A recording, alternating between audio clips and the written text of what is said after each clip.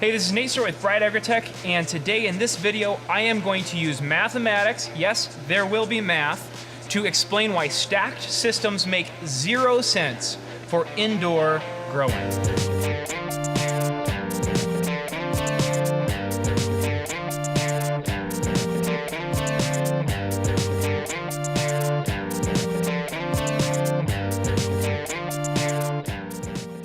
All right, so jumping right into this.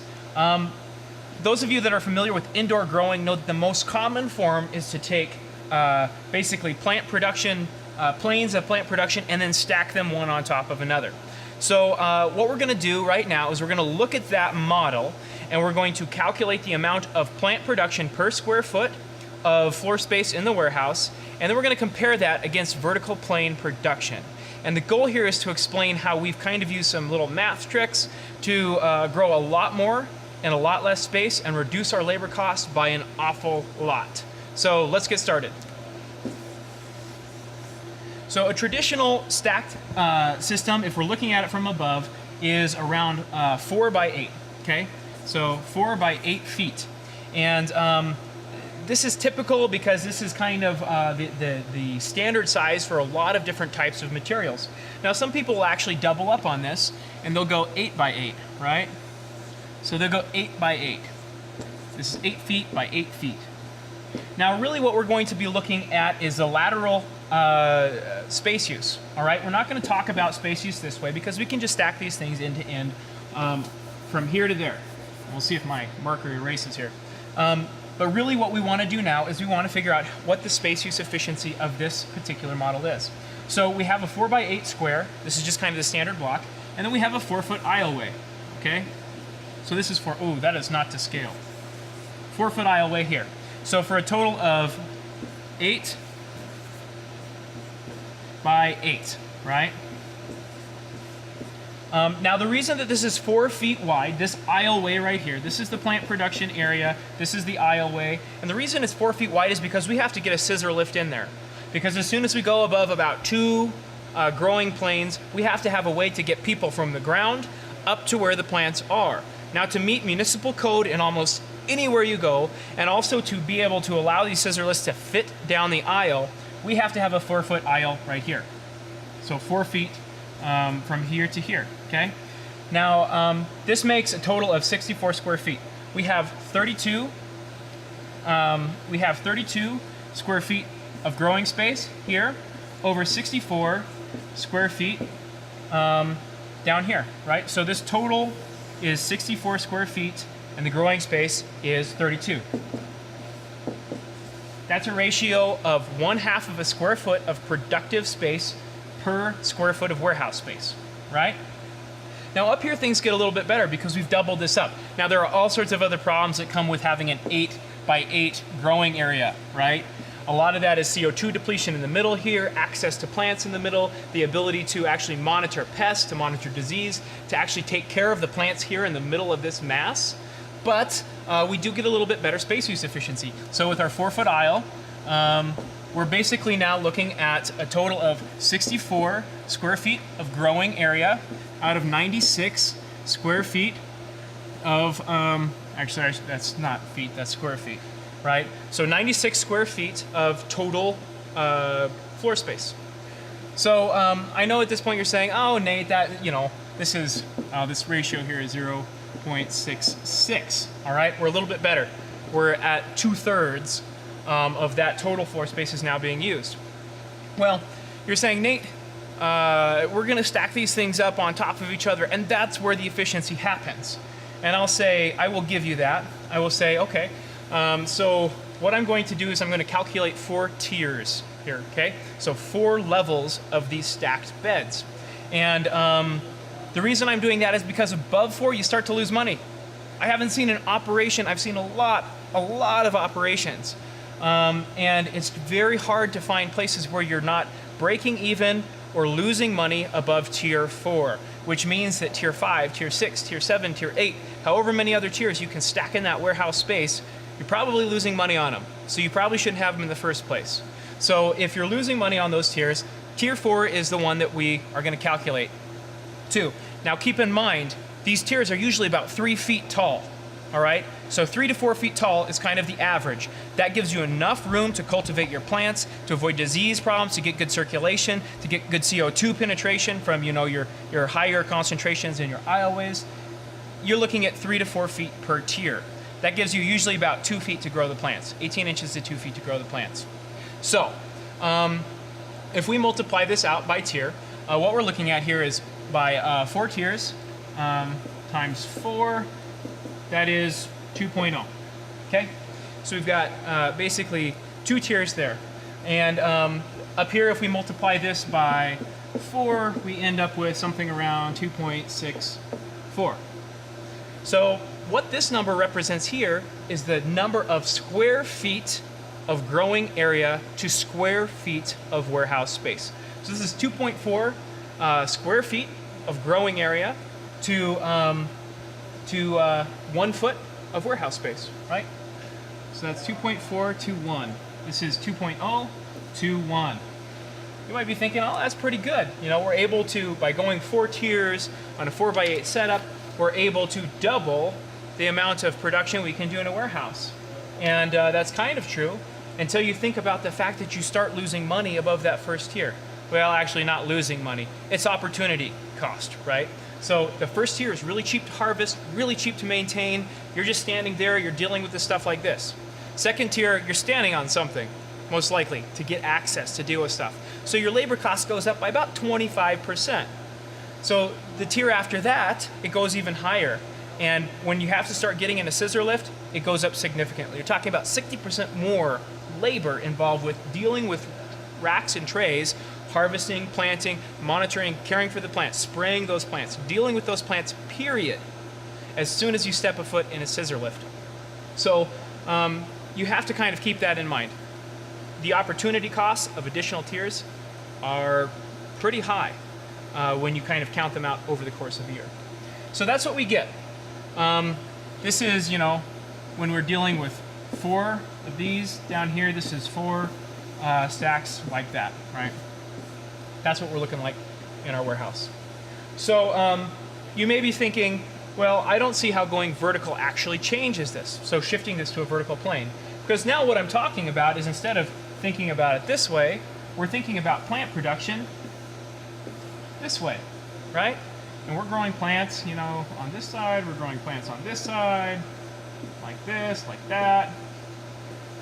Well, what I'm going to do now is I'm going to erase, I'm going to leave these ratios up, but I am going to erase all of this stuff, and I'm going to go through the math with you of a vertical production plane and explain why it's better and prove it to you. So give me 1 second to erase all this, and we're going to dive into vertical plane production.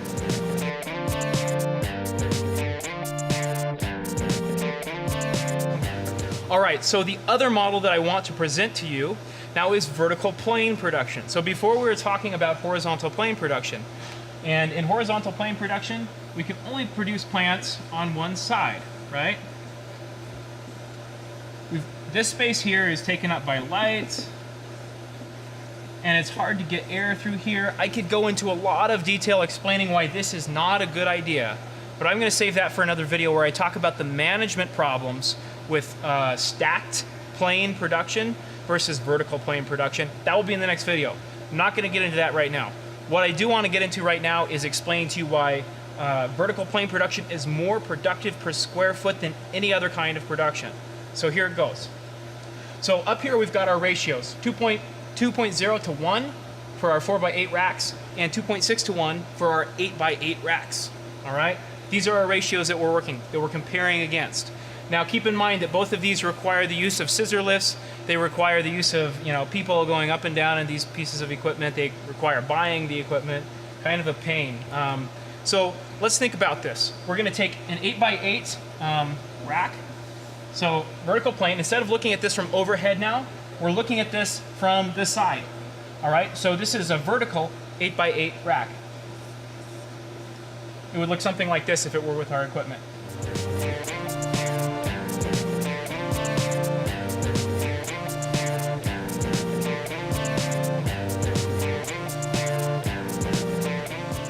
So we have 64 square feet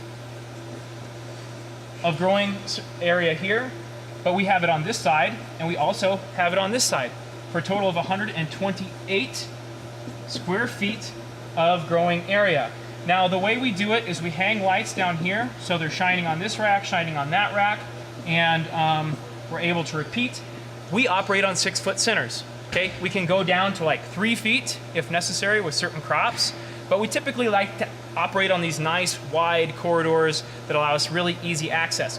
When you see these, you realize we could easily take a foot off of it, 18 inches off of it, 2 feet even off of that, and make it even more productive. So I'm gonna do those numbers for you too. But on a 6-foot center here, okay, so 6 feet, from here to here, we have 128 square feet, so 6 by 8. So we've got 128 over 48 square feet, okay? That is roughly 2.7, okay? That is our new ratio. And that's 2.7. These racks are about 8-9 feet tall, and a single person standing right here can see the entire thing from the ground.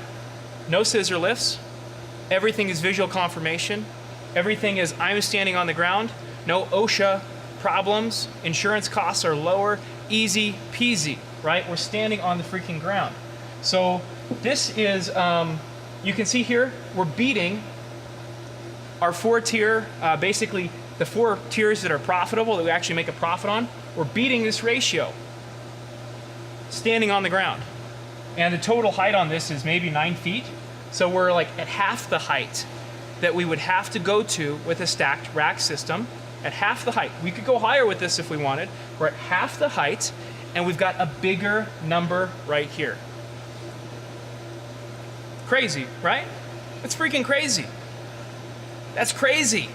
All right, so if we go tighter, say we go down to 5 feet, okay? All of a sudden, we're talking about 128 square feet over 40, all right? And what is that? That's a little over 3. What's the exact number? 3.2, okay? So if we tighten it up by 1 foot, which we can easily do, all of a sudden now we're in the 3s. That's an insane ratio.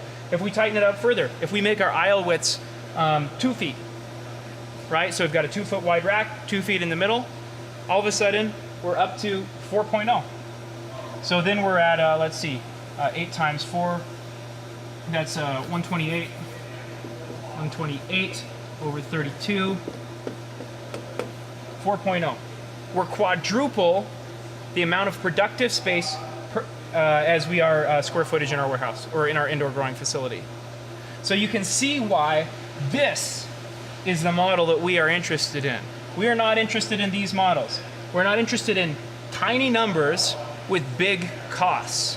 No one who's in business should be interested in tiny numbers with big costs. And the reason we're making this video is because I am really, really tired of seeing people build facility after facility after facility based on a faulty mathematical premise.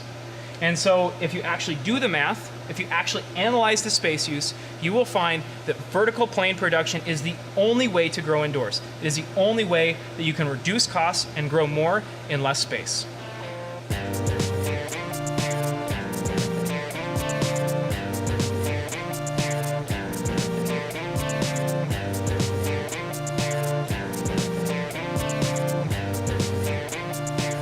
So I have seen farmer after farmer after farmer invest in these tiered systems. They spend a lot of money. They spend a lot of money to build a warehouse out like this. And I've seen a lot of farmers lose a lot of money. This is such a huge potential industry. There is so much opportunity here. And it's just, it makes me incredibly sad to see so many people spending money on tiered systems when we know that tiered systems are based on a faulty initial mathematical premise. So we care about farmers. We want to see farmers do better. We want to see farmers make more money. And we want to see indoor growing take off.